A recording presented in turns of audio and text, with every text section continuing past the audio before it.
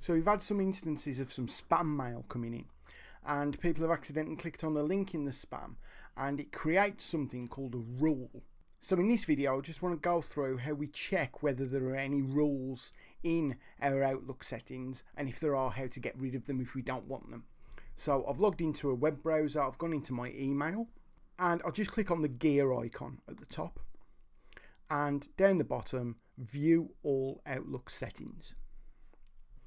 This comes up, and then we have an option here which is rules.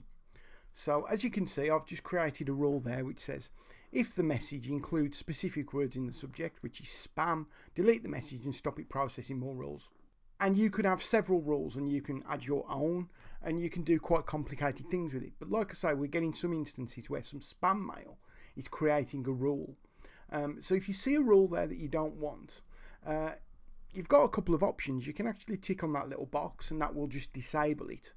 But if it's been put there by some spam, then you really do want to get rid of it. In which case you just click on the bin icon over here.